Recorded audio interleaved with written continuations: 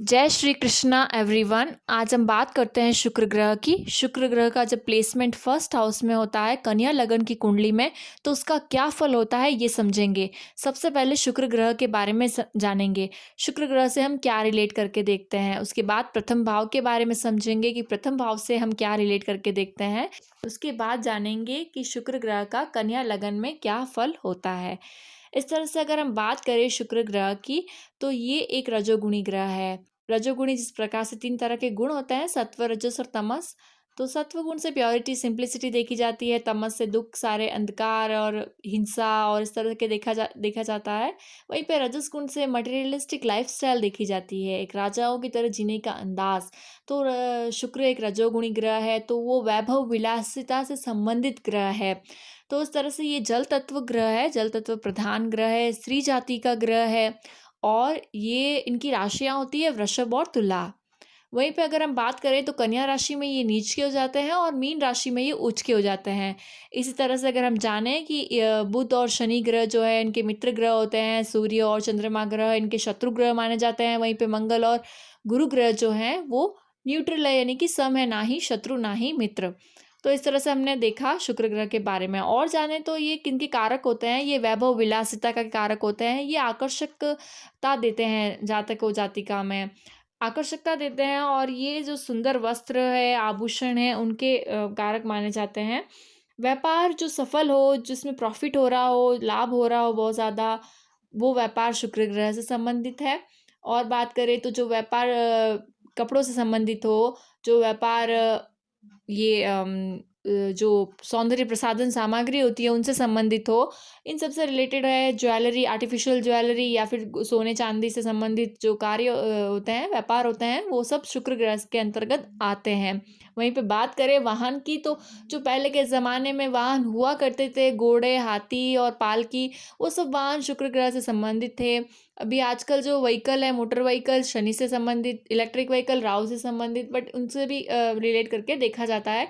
Overall आसान जो जीवन बनाए वो शुक्र ग्रह देते हैं। जीवन को आसान बनाता है, सुखमय बनाता है, एक ईज़ी वे ऑफ लाइफ देते हैं शुक्र ग्रह।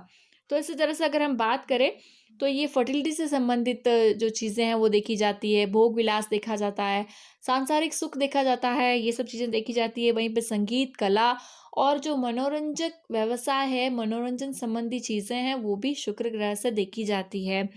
गड़ा हुआ धन देखा जाता है, काव्य देखा जाता है, एंटरटेनमेंट फील्ड जो भी है, म्यूज़िक, आर्ट और डांस और एक्टिंग, वो सब चीज़ें बुध भी रोल रोल प्ले करता है। इस तरह से देखते हैं। फर्स्ट हाउस के बारे में जानें तो फर्स्ट हाउस से हम देखते हैं कि जातक हो या जातिका, उनकी पर्सनालिटी कैसी है, कैसे दिखते हैं।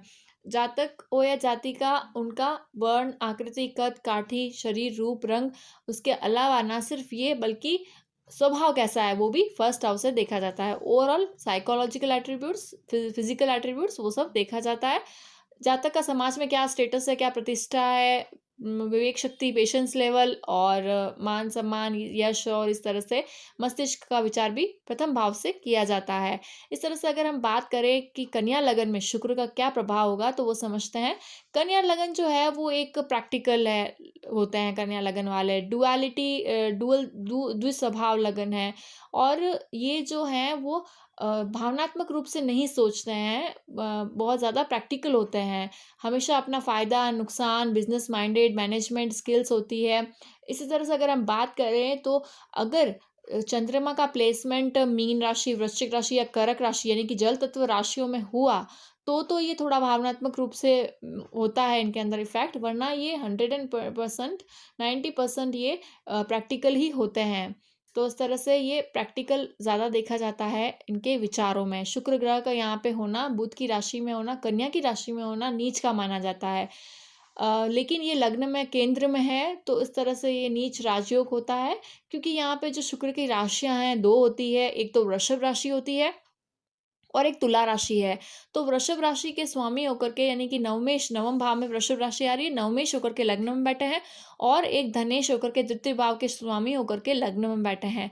इस वजह से ये जो है वो एक अच्छा रिजल्ट देते हैं। मैटर करता है कि वहाँ पे भी कौन-सी राशियाँ बैठी है। अगर जैसे कि आप देखें तुला राशि जहाँ 7 लिखा हुआ है द्वितीय भाव में, अगर वहाँ पे बुध बैठे हैं, तो ये हो गया इनका हाउस रीप्लेसमेंट। इस वज़ह से ये क्या देंगे, यहाँ पे बहुत आसानी से इन्हें धन मिलेगा, बहुत ईज़ी वे में, कुटुंब से मिलेगा, कौटुंबिक जो होता है वाणी से मिलेगा। इस तरह से ये आसानी से धन कमाते हैं। वहीं पे ये जो कन्या राशि में शुक्र है, वो ओवरऑल जो स्किलफुल बनाता है जातक को, जातक मनोरंजन क्षेत्र में बहुत अच्छा काम करता है। उन्हें रुचि होती है डांस में, और वो अगर वो उन्हें प्रोफ़ेशन बनाए तो कोरियोग्राफ़र और ऐसे फ़ील्ड में होते हैं। लेकिन अगर वो प्रोफ़ेशन ना भी बनाए तो उनकी हॉबीज़ एंटरटेनमेंट से रिलेटेड चीज़ों में होती है, म्यूज़िक, डांस में होती है। उसी तरह से अगर हम देखें तो ये ओवरऑल अच्छा प्लेसमेंट है। इस तरह से आध्यात्मिकता से जुड़ना यहाँ पर जातकों को बहुत ज़रूरी हो जाता है। धर्म भाव का स्वामी आ रहा है उनका 9th हाउस में। धर्म से हट कर के आप कभी जीवन में सफल नहीं हो पाएँगे, या सफलता थोड़े दिन के लिए होगी अगर होंगे भी तो। तो धर्म से जुड़े रहिए, अपने आध्यात्मिकता से जुड़े रहिए, ईश्वर से जुड़े रहिए। ये कुल मिला के बात है कि नास्तिक ना हो, आस्तिक हो। और बात करें अगर हम, तो यहाँ पर शुक्र की जो 7वीं दृष्टि है वो सप्तम भाव पर आ रही है, जहाँ 12 लिखा हुआ है वो मीन राशि है। तो मीन राशि में इनकी 7वीं दृष्टि आ रही है, अपने घर में बैठ कर के, कन्या राशि के घर में बैठ कर के अपने उच्च घर को देख रहे हैं नीच दृष्टि से। तो इस तरह से यहाँ पे एवरेज फल ही मिलेगा। एवरेज यानी कि आप जातक या जातिका जो भी है, विवाह के पश्चात ये यहाँ पे अपनी उन्नति करेंगे, और वहीं पे ये यहाँ पे सामंजस्य के साथ अपना जीवन यापन करें। और पार्टनरशिप की बात करें, व्यवसाय में पार्टनरशिप कर रहे हैं तो उसमें भी करें, अपने दूसरी ग्रहों के प्लेसमेंट देखें, स्पेशली बुध की प्लेसमेंट कहाँ पर हो रही है वो समझ करके करें। और वहीं पे बात करें और, तो सप्तम भाव में ये आध्यात्मिकता से जुड़े रहे हैं, ये बहुत इम्पोर्टेंट हो जाता है। और इस तरह से अगर हम देखें तो ये ओवरऑल अच्छा है। विवाह के पश्चात अच्छा होगा जातक का। वहीं पे अगर बात करें कि किन नक्षत्रों में है, तो बात करते हैं शुक्र ग्रह कन्या राशि में है, तो या तो उत्तरा फाल्गुनी नक्षत्र में होंगे, या हस्त नक्षत्र में होंगे, या चित्रा नक्षत्र में होंगे। अगर ये उत्तरा फाल्गुनी नक्षत्र में है तो सूर्य के नक्षत्र में है। सूर्य के नक्षत्र में शुक्र का प्लेसमेंट कन्या राशि में अच्छा ही फल देगा। ये जातक अपने आप को, जातक हो या जातिका, अपने आप को लेकर के बहुत ज़्यादा पॉसेसिव होते हैं, अपनी प्रेज़ेंस को लेकर के, अपने पर्सनैलिटी को लेकर के बहुत ज़्यादा पॉसेसिव होते हैं यहाँ पर। मान-सम्मान चाहते हैं ये अपना फ़ेमस, ज़्यादा सब मेरी बात करे, या मुझे सम्मान दे, ऐसा चाहते हैं। ये कहीं कभार तो ठीक है, पर अत्यधिक होना प्रॉब्लमेटिक हो सकता है। और इसी तरह से बात करें तो यहाँ पे फिर से वही है कि ये आध्यात्मिकता से जुड़ें। और यहाँ पे स्पेशल चीज़ आती है कि उत्तरा फाल्गुनी नक्षत्र में यदि ये चौथे चरण का हो, ये आप किसी भी ऐप से देख सकते हैं कि जब नक्षत्र ग्रह लिखे हुए होते हैं, उनके सामने नक्षत्र लिखे हुए होते हैं, उनके सामने चरण लिखे हुए होते हैं। अगर ये उत्तरा फाल्गुनी नक्षत्र में है तो ये चौथे चरण में है, 4th चरण में है। तो यहाँ पे नवमांश में जाकर के ये शुक्र हो जाते हैं, मीन राशि में आ जाते हैं, तो इससे उच्च के हो जाते हैं नवमांश कुंडली में। तो विवाह के पश्चात, जैसे मैंने कहा, ये जातक स्पेशली उन्नति करते हैं। और यहाँ पे नवमांश में ये उच्च के होने के कारण, और ओवरऑल अच्छा प्लेसमेंट है ये। वहीं पे बात करें अगर हम हस्त नक्षत्र की, तो वो चंद्रमा का नक्षत्र होता है। चंद्रमा के नक्षत्र में शुक्र का प्लेसमेंट चार्मिंग पर्सनालिटी, एक विनोदी स्वभाव, हंसमुख स्वभाव जातक हो या जातिका को प्रदान करता है। इन्हें अपने इमोशंस को हमेशा हैंडल करना आना चाहिए। वहीं पे ये लिक्विड जो मनी होती है उसमें ज़्यादा खर्च हो जाता है, तो आप उसको इस तरह से एफडीज़ वगैरह करके रख के, या इस तरह से आप कर सकते हैं। वहीं पे ये ओवरऑल ठीक प्लेसमेंट है।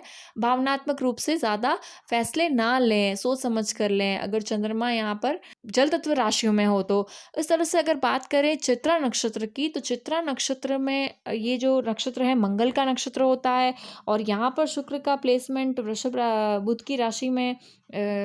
बुध की राशि में कन्या में हो रहा है। तो इस तरह से ये ओवरऑल अच्छा प्लेसमेंट है। यहाँ पे 2 चरण ही आते हैं, प्रथम और द्वितीय चरण। अगर द्वितीय चरण आ रहा है चित्रा नक्षत्र का, तो यहाँ पे सेकंड चरण में क्या होता है कि यह नवमांश में जाकर के ये फिर से कन्या में ही होंगे, कन्या राशि में ही शुक्र होंगे, यानी कि वहाँ पे भी नीच के होंगे। तो अभी आपको सामंजस्य करना पड़ेगा अपने जीवन साथी के साथ, जातक हो या जाति का, इसी से आप जीवन यापन अच्छे से कर पाएँगे, वरना ये बहुत प्रॉब्लमेटिक हो सकता है। वहीं पे इस तरह से देखें तो ये वर्गोत्तम भी हो जाएगा, अगर सेम कन्या राशि में हो तो यहाँ पे इस तरह से आप समझ सकते हैं। अ, आज हमने इस तरह से बात की कन्या लगन में शुक्र की। अगर आपने इसे रिलेट किया है तो लाइक, शेयर, सब्सक्राइब करिएगा। राधे राधे।